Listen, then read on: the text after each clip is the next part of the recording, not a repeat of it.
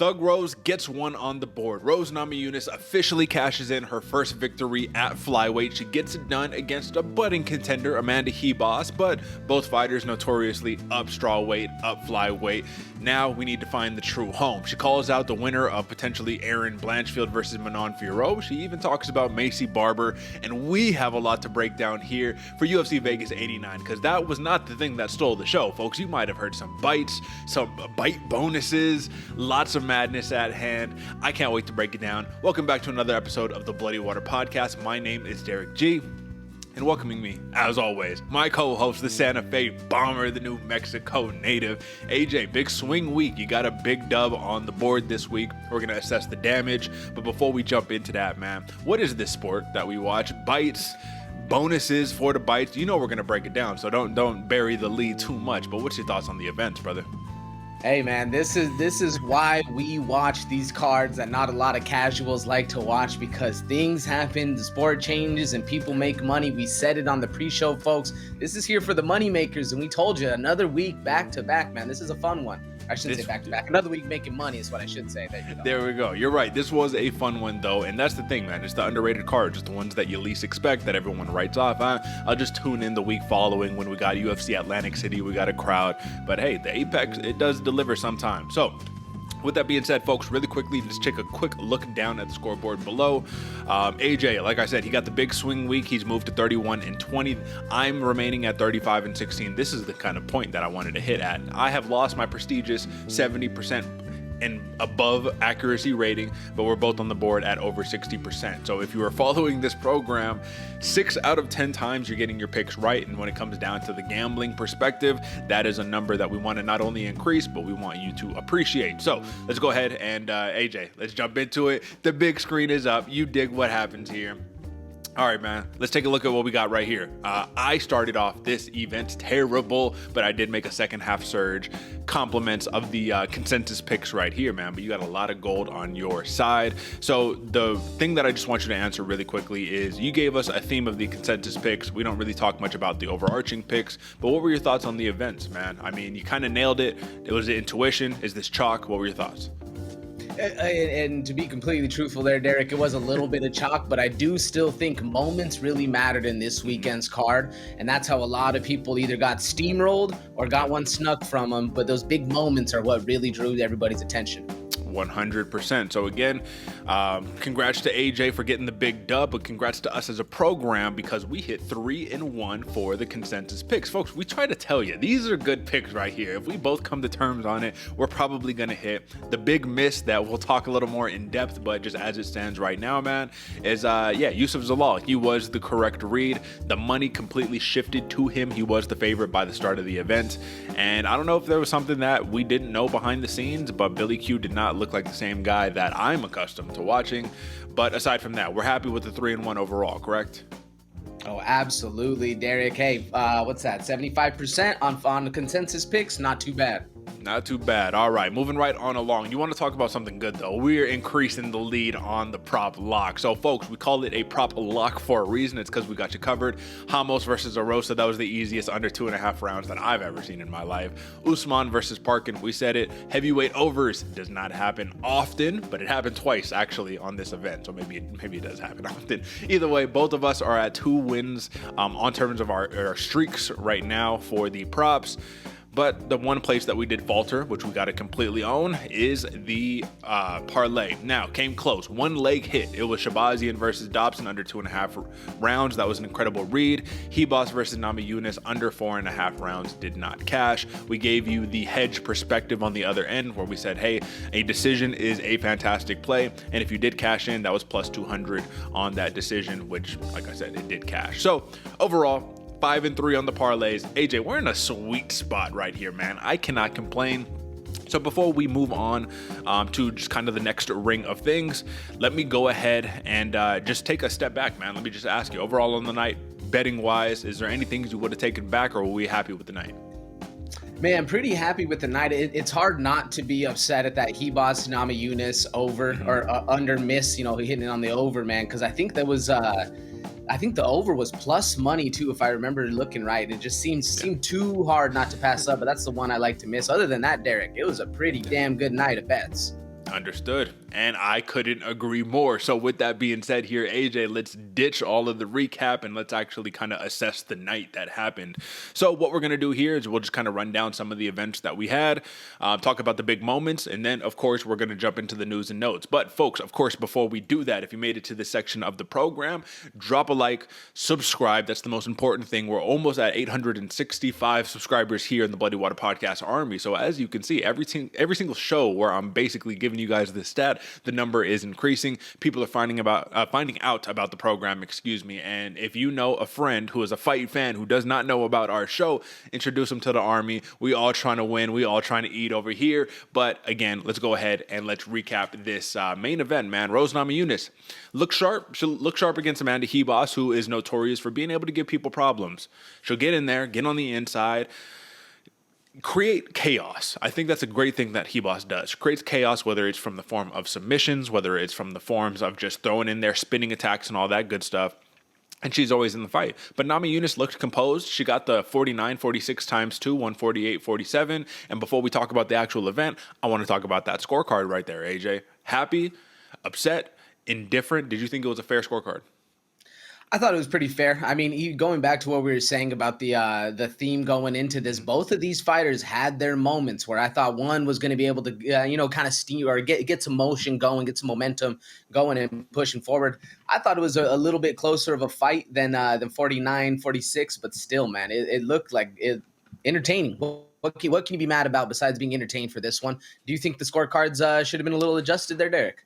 I'll just tell you this, and maybe I need to go back and rescore the fight, but I was on the 48-47 Rose Namajunas camp more than I was on the 49-46. So it's not really taking anything away. There was a couple rounds there, AJ, where I was like, there's not much that we can score here. So this kind of makes it a bigger issue that I want to kind of bring up on one hand really quickly. But before, let me just kind of show the screen. On the big screen, this is just the scorecards that we have right here. So the one person, believe it or not, that I actually agree with is Sal D'Amato, man. That doesn't happen very often. But this is pretty much how I saw it. I saw Rose winning one. I didn't quite see it exactly this way. I think I had Rose for 1, 2, and 4. I think that's where I had Rose winning those, and then Ribas being able to squeak out the others. There was some takedowns. There was not a lot of damage being done, but either way, it's not like it's some major controversy or anything like that. I'm just more about let's just make sure that we're on the same page, because 48-47 Rose Namajunas being the big win at Flyweight, getting on the board,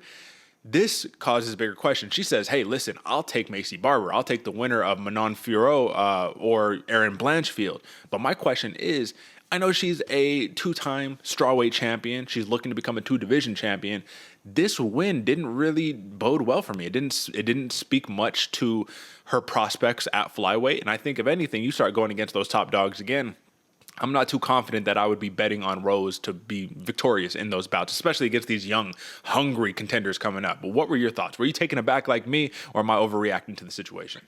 No, I'm with you, Derick. I mean, not only young, hungry fighters, but fighters that have been in that weight class and established and used to how that feels and how the power goes, man. And don't get me wrong, I agree. I think Rose Namajunas showed up at certain points, but really, like you said, man, that close of a fight does not make me go in there just ready to throw some money on Rose Namajunas to win her way up the rankings in this new class right here, man. This is if we wanted to see a show out performance, it wouldn't be a fight of moments. It would be a fight of domination, and that would make me happy. But right here, seeing that with Rose, it does give a little pause for concern about where she can go in the future in this short time she probably has left in the sport.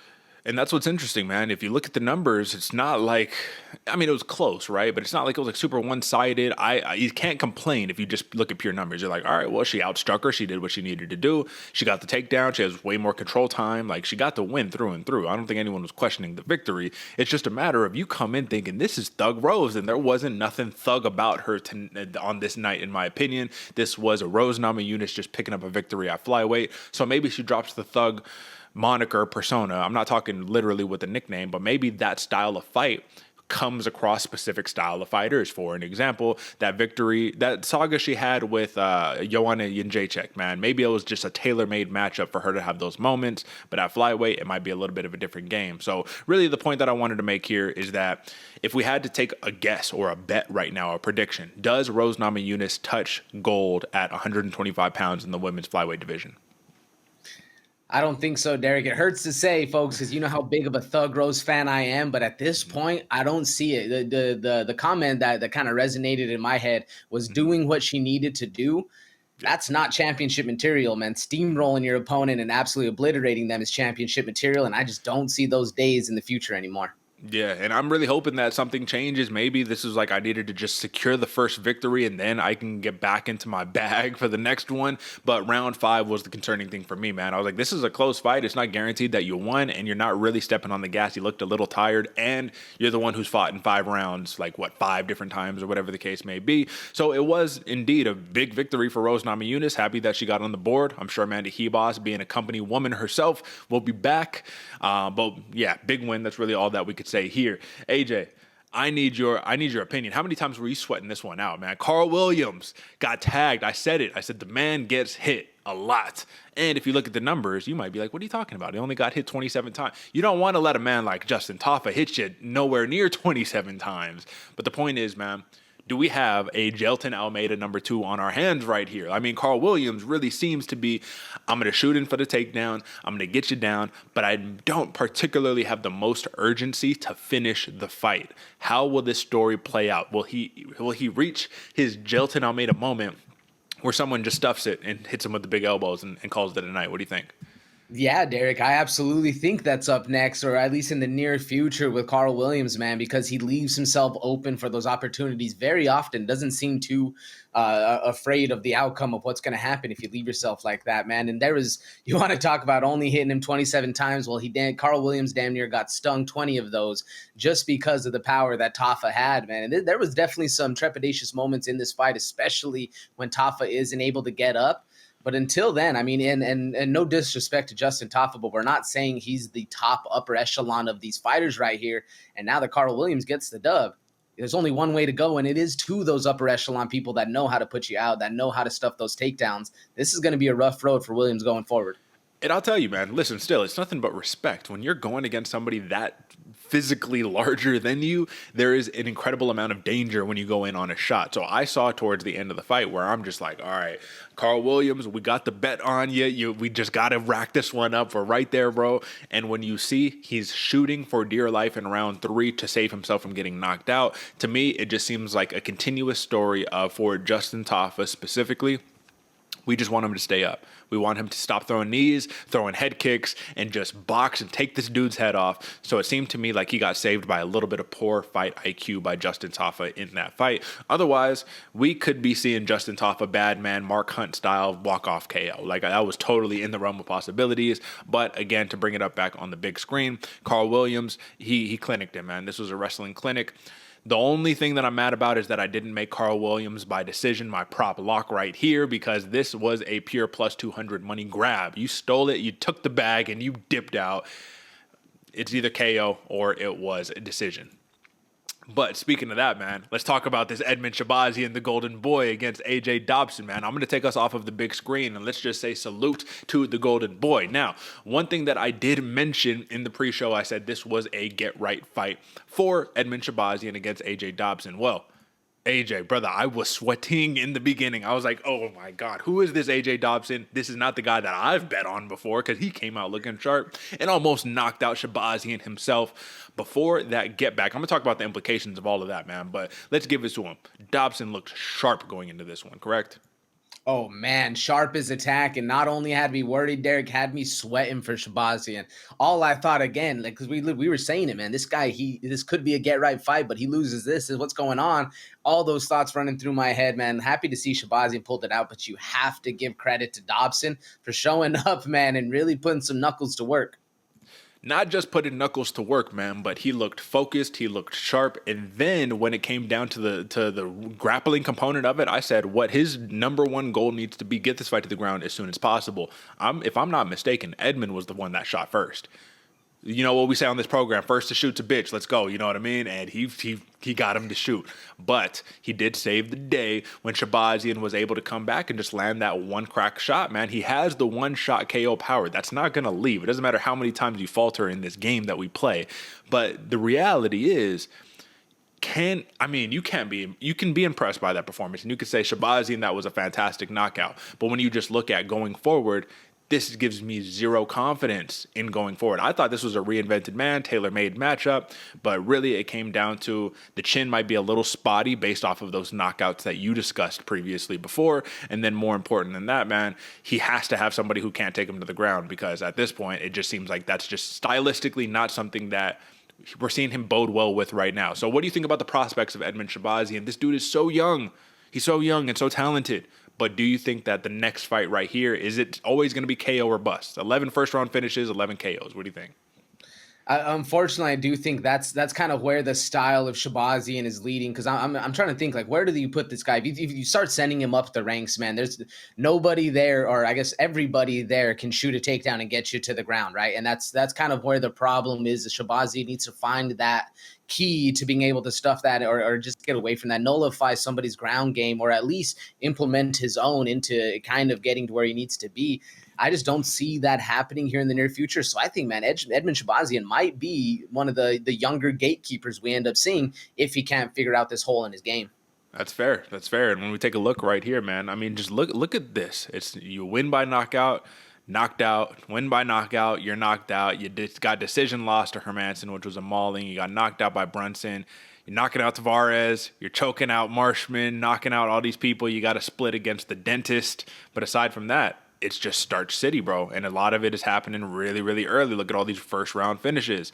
So that's just why I say, man, look, 11 wins by knockout right there. 1 submission victory and then 1 decision victory right there. This dude's good, bro. And that's the toughest part about it, is you can see the talent. It's just a matter of putting it all together. And on any given night, Shahbazyan can be incredibly successful. I will say, if you want to talk about cash, we gave you guys a free play right here. Plus 180, Edmen Shahbazyan TKO. I said smash that prop, and what do you know? How did he get the job done? With the TKO. You're welcome right there, folks. But let's move on to the next one here, AJ. And this is the moment where I have to take a let me solo myself out really quickly. Folks, we say it here time and time again. This is a prove it to me type of program right here. I'll have a take, and if I'm wrong, I'm going to own up to it. And I was wrong about Peyton Talbot, because this man, I said he does not pop off the page. Well, if there's anything that popped off the page, off the screen, it was his performance against Cameron Simon. He made a budding prospect, a dude a lot of people are behind. The sharps in the industry said that this is a 50-50 contest. This is not a landslide type of matchup stylistically for Peyton Talbot. And what did he do? He said, Simon, what can he do? He could take me down and he can make this an ugly fight. I'm never going to let him get there. I'm going to time all of his shots, knees to the face. I'm going to make him look like anybody who tries to strike with me, which is AKA I'm going to make him look like a fool. Peyton Talbot, a lot of people are saying he's the real deal. I got to give my respect and I got to give my kudos. You have proven me wrong, sir. You are indeed a contender that we need to watch out for. But the real question is that because I have so much respect for Cameron Simon that I'm giving him all of this praise, or is this dude really the real deal? You put him up against a top 15 ranked fighter and he's going to show up and show out. What are your thoughts, AJ? That's a great question, Derek, because at this exact moment, you put Peyton Talbot up against a top 15 fighter, he might do pretty well. Like he has the skill set and he has the forward thinking, he has all this stuff. But one of the things that I like most about Peyton Talbot is he still knows he's young and he still has a lot of room to grow, kind of holds himself as that more humble man. So I mean, time will tell if he actually takes a top 15 fight. But at this moment, I see the kid as being one of those where he thinks, I need to build myself up a little bit, right? Not jump into the stardom right away and then falling and never being able to go back to your grace, but actually being able to work himself in. And to that point, Derek, I do agree with you. You know, Cameron Simon is a hell of a fighter and hold him up in high respects. But we saw what Peyton Talbot does to people when he walks in. He kind of has that bravado or that not, I don't want to say arrogance, but air to him that he walks in, man, and he is a force to be dealt with. I think he walks in with a lot of confidence, just saying that I think he truly believes nobody could stand across from him and strike with him. And that's how he treated Cameron Simon. He bullied the man. He big brothered him, hurt him with everything that he threw. And the timing, AJ, let's talk about the timing, because this was my big thing, man. I said, okay, Simon gets into the clinch. He's starting to work some elbows. He's starting to get some takedowns, whatever the case may be, right? That's the game plan. That's how he's going to make this fight ugly. That's how he's going to win this fight. We have a tendency as people, as athletes, to do certain things on certain sides of our body, things that we feel strongest on. So when you shoot down for a shot, maybe you shoot down on your right side, maybe you shoot down on your left side. Well, the one thing you'll notice about Cameron Simon is a lot of the time he shoots down on his left side. Well, Peyton Talbot said, I got a right knee for you the moment you shoot down for it, which rocked the man horrendously. Said, you're not safe on the feet. You're not safe if you shoot. I'm just going to get you out of here. You got to admit, Simon was way tougher than a lot of other prospects who I imagine would be begging to get out of there against a performance like, Talbot had. But the finishing prospect right here, man, he gave him more than he could handle at that point in time right there. And I just think that this dude got a big momentum push. I think UFC is going to give him the push. But this is my big ultimate question right here. Do you slow roll the man? Would it not be wise to slow roll him? There's no rush to top 15 this man right now, given that this is an 8-0 prospect, a Vegas or a Reno guy, a Nevada guy, but he's charismatic, man. He got the model look. This could be the next big thing in the UFC. What do you think? Oh, absolutely, Derick. And that's why I was saying before, I hope Peyton Talbot does have that mentality of slow roll, because he could be the next kind of Ilia Topuria-esque fighter, right? Not too many people really know about him. Nobody's clamoring for his name to jump up to top 15 now, but you get him up to like 12, 13, 14-0. Really start getting that hype going, and he's going to have a big shot to stay here in the top part of the division for a long time. I just gave massive respects to Peyton Talbot, but let's Ilia Topuria comparisons. Let's pump just saying as a name reference. I'm not comparing the two fighters at all, but just a name reference. Yeah, no, right on. But this was a massive, massive victory right here, man. And my last question before we move on to the next bout is Cameron Simon. I mean, what happens now, bro? Like, he was over here like, I got to right this wrong. I lost. Let's fix that right now. Now you got steamrolled. Now people are not going to be high on Cameron Simon. Now, if the South Africans, of course, will. Shout out to the South Africans. But the rest of us, man, I think we should still be high. This dude's still so young. Do you think that the future is bright for the man? Oh, absolutely. In fact, when this fight was taking place, I was like, man, these guys are getting it on early in their career. There might be a rematch set up. There might be something down the line. Cameron Simon staying in the UFC for quite a while going forward. I don't know, Derek. As far as what's next for him, I'm interested to see who they book him with if they get this boy a get-right fight. 23 years old, bro. 23 years old. Like, let's chill. But it is, like I said, it is bad because you're coming off of being the hammer, and now all of a sudden you become the nail. Christian Rodriguez upsets you, and then Peyton Talbot steamrolled you. Again, big win by Talbot, but of course we have to move on on down the docket. Billy Q versus Yusuf Zalal. So, folks, this is something that we need to just address really quickly because we had a couple of different takes right here. The first take, AJ, rightfully so, is we said, hey, consensus pick was Billy Q. We have to own it. We have to, it is what it is. That's the pick that we gave. But we also talked extensively about how the money was coming in on Zalal, how he's younger, he's sharper, better striking defense, all of that good stuff. And I don't think there was anything in there that indicated how dominant of a performance he was going to have, bro, because he made Billy Q look like a jiu-jitsu blue belt, a white belt, man. He came in there, took a black belt's back on 2 rounds back-to-back, and then choked him out, man, made him tap, made him quit. Not only did he do that, he hit him with the big knee. Gave him everything he could handle on the feet. He couldn't take Zalal down. I mean, this was a I'm back type performance from Yusuf Zalal, and you got to love it from the Moroccan Devil. How impressed are you with Zalal's performance? And then let's assess the fall of Billy Q right here. Man, massively impressed with the Zalal performance because, like you said, Derek, not only was he able to be the best or be better at what his opponent's best at, but he also made him look just a couple steps behind in every single aspect of the fight, man. You get rocked, you can't get a guy down, you think you're going to be better at him on the ground, this guy takes your back. This was not only a bad loss for Billy Q, but a demoralizing loss, and this has to be on the opposite end, just an absolute pump-up for Zalal. You leave the UFC, you go get 3 finishes, you come back, you get another finish. Man, this is a story start, if you will, for Yusuf Zalal. And by the way, if you're a sharp out there and you like to make money, well, that was a plus 1,400 submission prop that Yusuf Zalal hit on. First man to submit Billy Quarantillo in his career in the UFC at the very least. But this is the more important thing than anything else, man. Billy Q is a fan favorite. We love him. He came off of the Dana White Contender Series, that whole 9. But the reality is you're fighting at 145 pounds. You are 35 years old. The clock is ticking. He says after the fight, and you always respect a fighter, win or loss after a fight because they went in there and they competed. But he said, I got to go do some soul searching. So my question is, man, I think he's, I don't know if he runs his own gym or whatever the case may be, but you got to think, if you're fighting for a reason. It's because you either want to be ranked or you want to win a championship. For Billy Q, is he just going to be that fun fighter that we love to see on a card here and there for the remainder of his career? What do you think?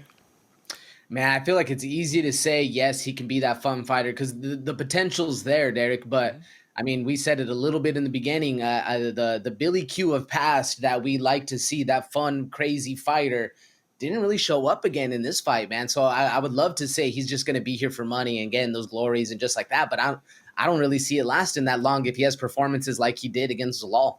That's right. And I'm just excited to see who they give Zalal next because as we had spoken about before, this dude was busy. He was young. He got out of there. He got some muscle. He got some maturity, came in and put on a hell of a performance. I'm just mad because I don't think he got a performance bonus. And I think he definitely should have with that victory right there. But with that being said, there's a dude who stole the show, really, man, more than anything else. This dude, Fernando Padilla, again, I took a flyer on Pajuelo. I said, hey, listen, you got to prove it. You got all the tools. You're long and lanky, but this is a guy who's going to make you prove it. And guess what Padilla did? He said, hey, listen, that wasn't me my last fight. Let me show you what I'm really about. He sniped the man.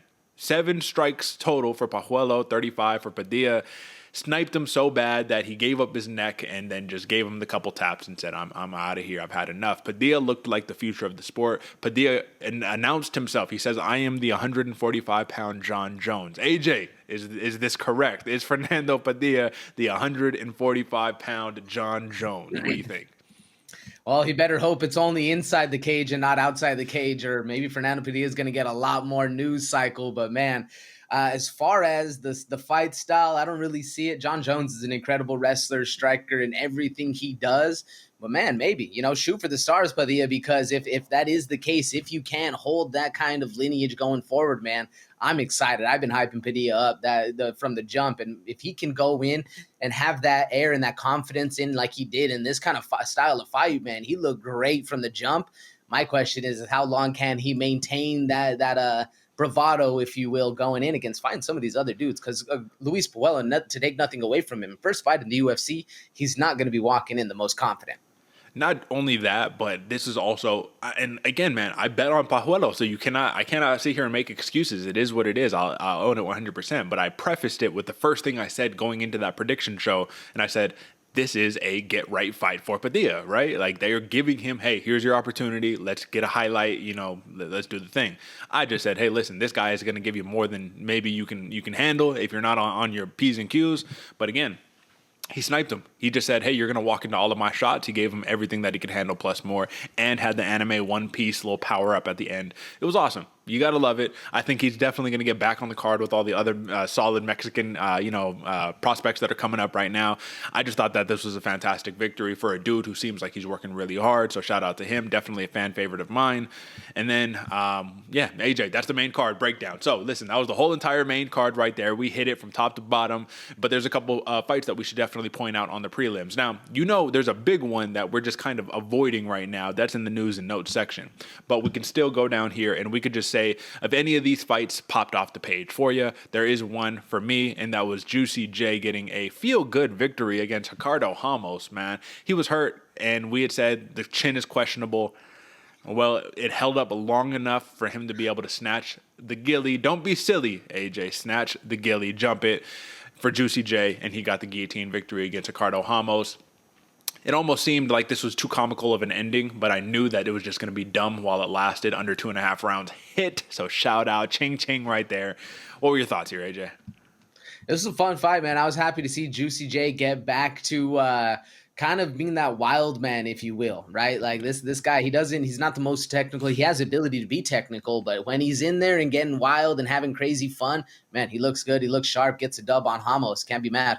You can't be mad right there, but it does also say, like, hey, listen, man, how much longer can you continue to fight this style when you're seeing the chin degrading? Like, you're getting hurt in every single fight. This one, you pulled it out. Shout out, right? But he's also a fan favorite that you want to see in fun fights, but you're not going to be in fun fights if you can't, last the duration of the fun fight. So I thought it was a big win. I thought this was more of just a disappointing performance for Ricardo Ramos because you saw, it was just interesting. He shoots for the takedown, and then when you're in that spot, Julian Rose has really long legs, right? So you want to jump, you want to pass the guard, you want to jump over his leg to get to side control. That mitigates the guillotine. but it looked like to me he jumped to the wrong side, got caught, couldn't jump to the other side, and then just got stuck. And I've been there plenty of time before. That guillotine sucks, but it just felt like he was too good to lose that way. Not the first time that he's been guillotined. He got guillotined by Charles Air Jourdain as well. So, I mean, we'll take it for what it's worth. We have, sleeper, Jarno Aarons versus Stephen Wynn. I realized, AJ, we got corrected in the comments. Wynn is how you pronounce the man's last name. Well, he did not win. I thought he was going to. Aarons got his first big victory in the UFC. What did you think about this matchup right here? Because Aarons' Dutch kickboxing style looked super, super solid, and he looks like he was just beating Stephen Wynn to the punch, who is a solid boxer in himself. What do you think?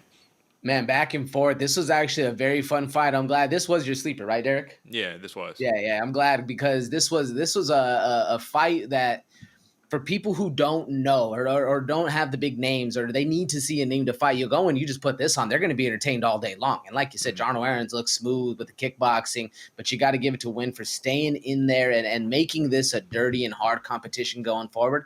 Nothing better than especially for unknowns like this, a performance of the night or fight of the night right here. That's it. I heard that. All right. I will say, Daria Zelezniakova. There we go. I got it, AJ. Daria Zelezniakova. She ended up closing at almost like a minus 400 favorite. Did not nearly look that against Montserrat Rendon. I think that she got gifted slightly this victory right here. I'm not mad because I bet on her. But Rendon, let's just say, listen, man, don't always believe the hype. You got to watch the hype. You got to see it. It needs to be proven to you. Listen, we're going to talk about this, folks. Just hold on just for 1 second. But really quick, Muhammad Usman, Mick Parkin, this dude remains undefeated, 9-0. This was the over. You hit on the over. Usman, a lot of people thought Usman actually won the fight. My question to you, AJ, did you see any controversy there?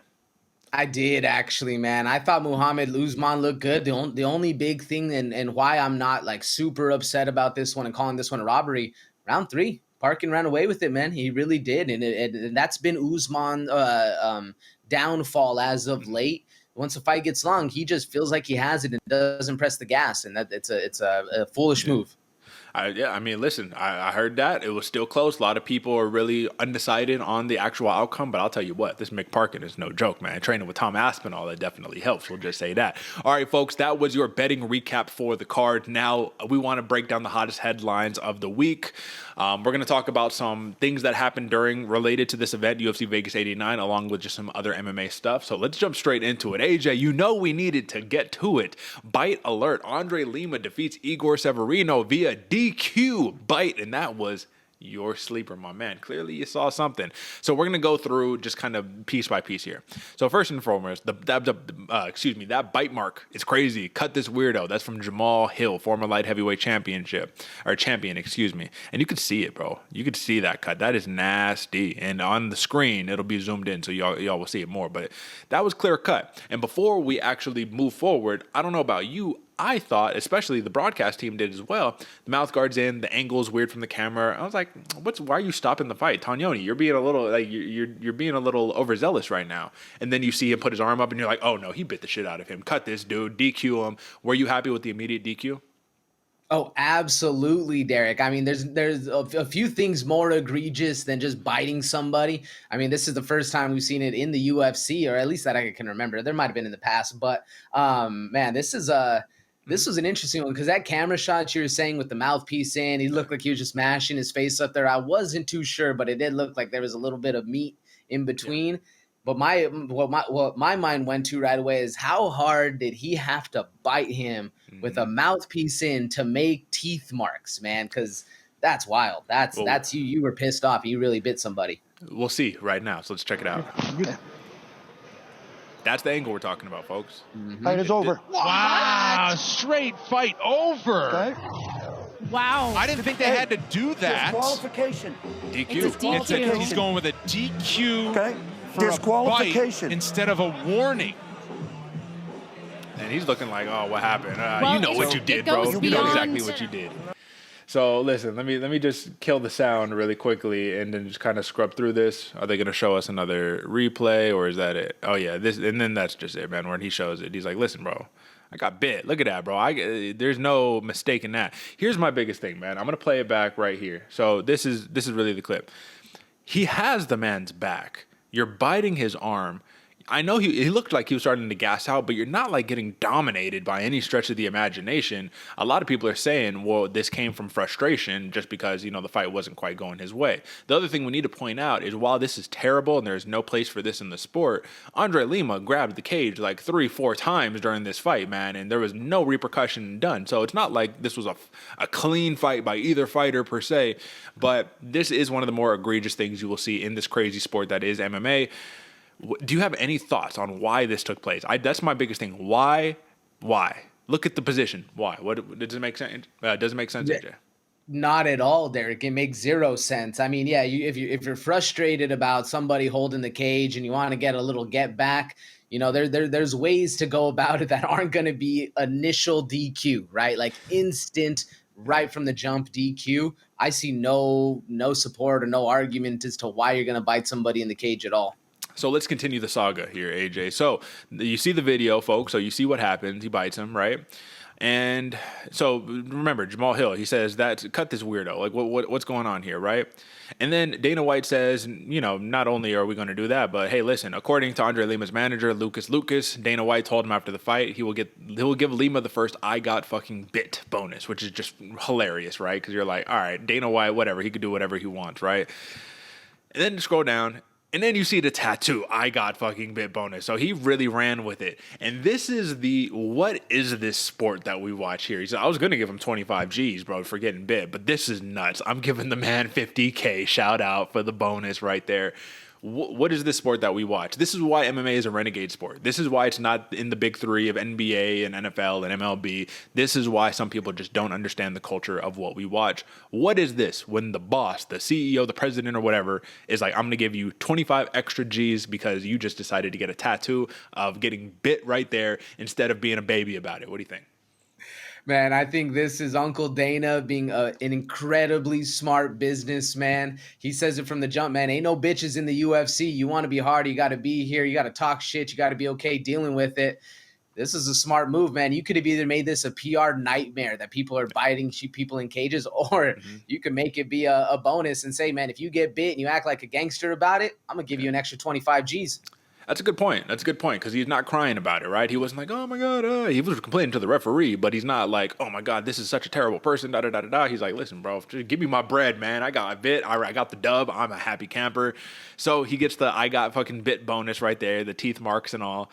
And then you see Kevin Iole updated my story on the bite with a quote from Dana White, and Severino will be cut because of the bite. So from here through and through, you get cut. You lose a fight that you weren't out of, so you look dumb right there. You miss out on half of your paycheck. Your opponent gets 50K bonus for doing essentially nothing.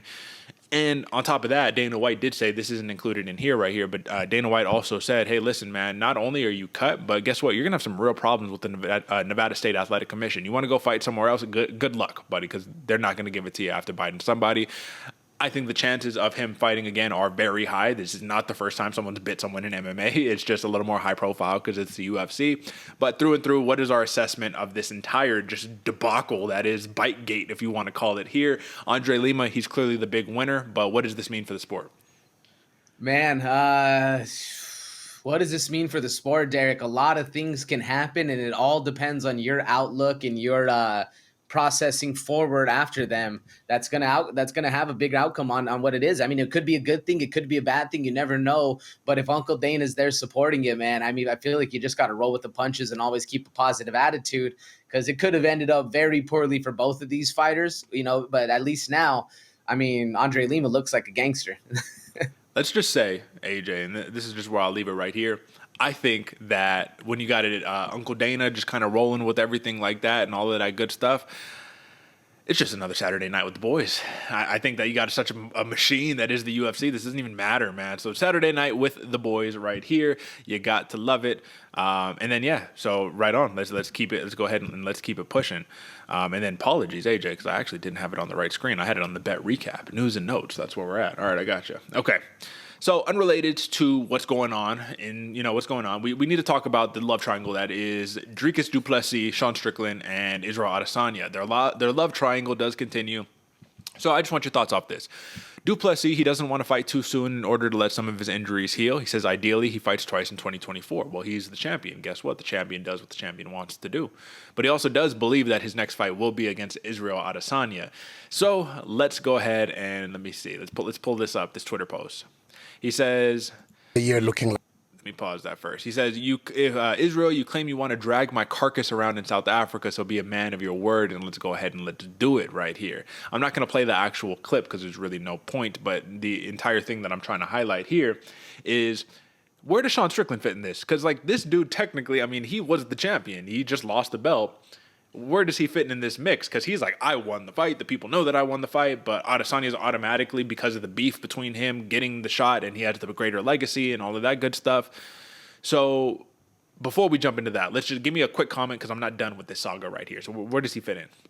To me, all it shows, Derek, is that as much as shit talk and riding a wave will get you there, and don't get me wrong, Sean Strickland is an amazing fighter as well, but the proof is in the pudding that Izzy has been doing it for so long, and it seems like there's just a different way of marketing the two fighters.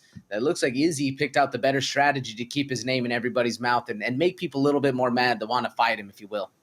I also think that the UFC is just a little unsure about having Strickland as their champion, given that he's a loose cannon. You know, you don't know what's coming next right here. Adesanya, I'm not going to say that he can be controlled per se, because that's kind of a crazy thing to say, but it seems like he's more of the safer marketing play in the grand scheme of things, but neither here nor there. So this continues with Sean Strickland remaining adamant that he did beat Dricus du Plessis, says if the UFC doesn't give him his rematch, it's because they want to silence him. What am I just saying right here?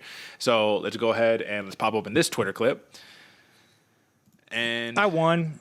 All right. Dana said I won. Rogan said I won. We all know I won. I went to Canada, you guys. I went to Canada and I fought in front of the commies. That's true. And they shafted me. Dricus wants it. I want it. Win your title like a man, my friend. You know you got to get from God. Let's run this shit back.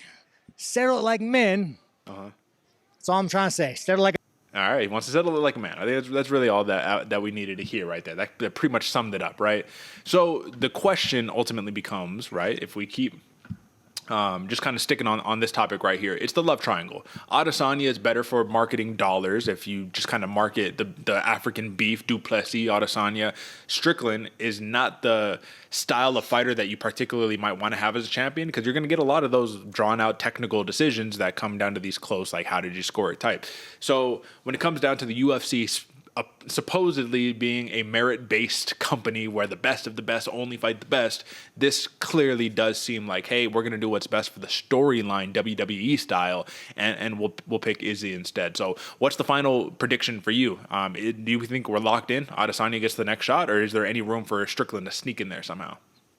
No, I think Adesanya gets the next shot. The only way, at least in my opinion, if Sean Strickland's able to sneak in, he's going to have to be the replacement fighter. Somebody's going to have to fall out, and I'd love to see another Sean Strickland, Izzy Adesanya for the belt again, man. If anybody's dropping out, it'd probably be Dricus. We'll see if that's actually what happens, but I don't see any other option right there.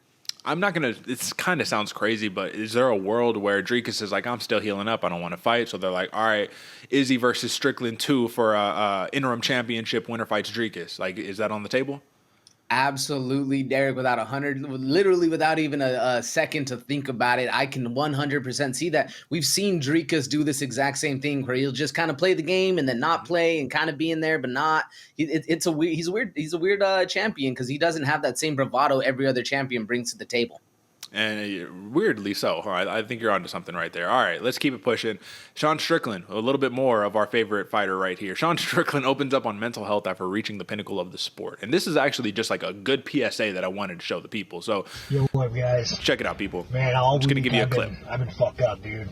I've been on the Twitter saying crazy shit, just fucking spiraling. I woke up and I told my girl, I was like, you know, babe, I feel like I'm a danger to people. Like, I don't feel like I should be out in the world, you know? And I think that, you know, I have everything. I'm rich. This is it right here. Famous. Like, I have everything I've ever fucking wanted. And I still am mentally unwell.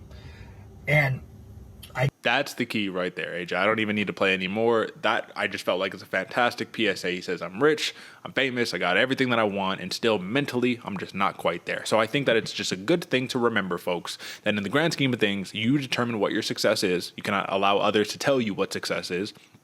And when you find yourself in a position where all of your wants and desires have come to fruition, you'll come to realize that the material is not where your happiness lies, and there's going to be other ways of fulfillment in order to kind of achieve that. So this is completely left field from what we were just talking about, but in terms of him being this loose cannon, I thought this is also a fantastic PSA for just the realness of what life is. What do you think? Absolutely. I mean, it still holds up to that loose cannon mentality that he has, because he's willing to say whatever it is, and credit and kudos to Sean Strickland for actually speaking out. One thing that makes me happy about it, he was able to talk to his wife or girlfriend, whatever he said about it. He had somebody to go to and talk about, thank God. But I mean, that to the point, and again, left field. Folks, if you don't, man, get out there and talk to somebody, because that is not an isolated incident with anybody. I mean, we can all feel like we're on top of the world, but still at the same point, it's a rough one out there. So I got to respect Sean Strickland for putting this out there.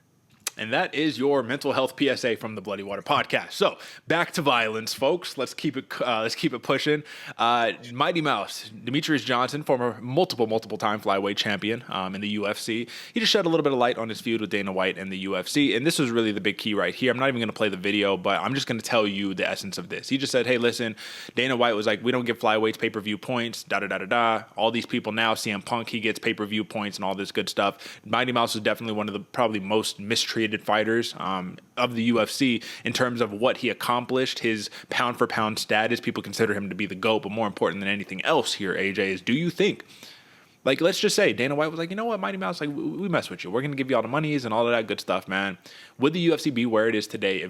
Would the flyweight division exist today if Mighty Mouse remained a champion and Cejudo never overthrew? And we look at now we've reached the Alexandre Pantoja era. I don't know if this would have even existed or been on the table if Mighty Mouse remained the champion and just cleared out the rest of the division.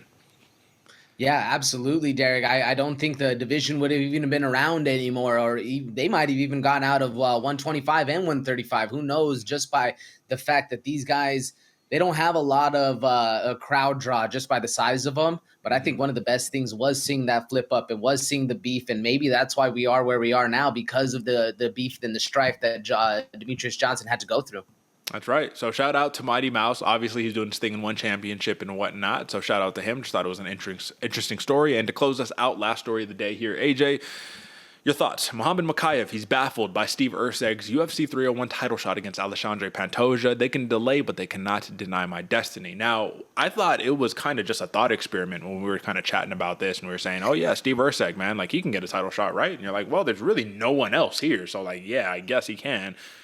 And then they announce it, and he gets the title shot. And it's like, oh, wait, hold on. But there is that guy Mokaev, right, who, like, yeah, not the most impressive victory, which is what we were saying. This isn't going to bode well for a title shot.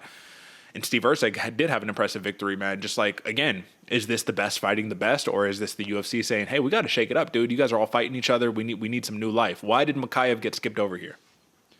Narrative, Derek, narrative. I mean, new guy coming up out of nowhere. Basically, nobody knew about him. Nobody was hyping him up. He starts getting some finishes. Looks good. Steve Urseg's the name now. Man, I mean, this is a rough one because, like we said, you need to perform when the opportunity presents itself. And if you're going to have pitter-patter fights and you're not going to be able to take risks, the UFC is going to put somebody else in front of you. That's right. I heard that. So with that being said, folks, that is the hottest headlines of the week for UFC Vegas 89. And now one quick last thing to do, and that is a good old ranking review where we're going to go ahead, take a quick look at the women's flyweight division. And since Rose Namajunas got the big win, she should officially be ranked. So, AJ, let's just pull up the big screen really quickly. Look to the far right of your screen, folks, and you'll notice Alexa Grasso, rightfully so, is the champion. Amanda Ribas was ranked at number 8, and she's one of those rare fighters who she's ranked number 7 in strawweight, number 8 at flyweight. But now, Rose Namajunas should rightfully take this. And I think that Amanda Ribas, given that she's a company fighter, this just doesn't make sense to me in the future career arc of her. You gotta pick one. What's it gonna be? You can't be middle. She's a top 10 fighter in both, which is impressive. But you gotta. If you want to get up here, you gotta dedicate yourself to one division, in my opinion. Jessica Andrade was the other one, right? So look, she's number 4 here, number 5 here. Again, we're not going to get to that upper echelon if we don't just make a choice. But Rose Namajunas has made a choice, and that choice is flyweight. She should be ranked in the top 10. Of these fighters here, ranked 1 through 7, AJ, who would you like to see Rose Namajunas up against next? Man, I think the easiest fight, and it's rough to say I want her to have an easy fight, but I kind of want this get back style and to really put Rose in the highlight again, man. Caitlin, blonde fighter. I can't pronounce her last name. Camarina, whatever her last name is, man. Caitlin, the ex-Chikagian, and now Camarina. I think that'd be a great fight right there, especially with the size dealing with that. Would be interesting to see how Rose handled it. Shout out to Caitlin Sermonera. Shout out, you know what I mean? You got it, but the blonde fighter, absolutely. I don't even know if that's a pure winnable fight for Rose Namajunas after this one against He-Boss, bro. You know what I mean? And yeah, you know, Chookagian, blonde fighter, she did lose against Macy Barber in her last one, but that's it. Maybe it's Rose versus Barber. We'll see how that one plays out. Here's the big question everyone's asking off of this not awe-inspiring victory for Rose Namajunas. Is flyweight truly the correct weight class, or is there any merit in dropping back down to 125? I think there's a lot of merit in dropping back down because Rose was not a bigger previous class, 134, 115, but now jumping back up, man. I mean, she's fighting some big girls in this new division. That's it. Yeah, and you start fighting the Blanchfields and, you know, let me see. Yeah, I mean, Fiorot, she already fought her. She's already big. I mean, those are the biggest people in the division, honestly. Blanchfield, Fiorot, Barber, you know, Araujo. I don't know. But it's interesting to see where Rose will go. Would like to see the matchup. But, yeah, the future will be determined. And, folks, we made it to another outro. So here's the thing that you got to take away from this, man. We hit on our picks. I didn't have the hottest night, but AJ, he definitely led the pack for us. Both of us are over 60% cumulative in terms of our overall records on the year. And guess what? It's only March. We still got another 9 months of this thing to go. So listen, do not count your chickens before they roost, or whatever the saying goes. But we got a fun fight next week in front of a crowd, UFC Atlantic City. Guess what? Well, we're just talking about Aaron Blanchfield versus Manon Fiorot. It's going to be a banger. I'm excited to see it. AJ, take us out of here. Folks, we said it before, man. There's pros out there telling you some advice. There's sharks out there telling you some advice, but we all know where they come. It's right here to the Bloody Water podcast. There's fish in the water, there's blood in the water, but most importantly, there's money in your pockets, and that's why we're doing it consistently for you folks, man. Make sure you hit that subscribe button, share with your friend. We're going to be back every single fight doing this, so make sure you pay attention and get on the wagon. That's it. Get on before it's too late, but you know the beautiful famous saying here, keep sleeping on us and we'll wake you up. You dig? All right, folks, that's it for us. Catch us next Friday for the UFC Atlantic preview show. And until next time, peace.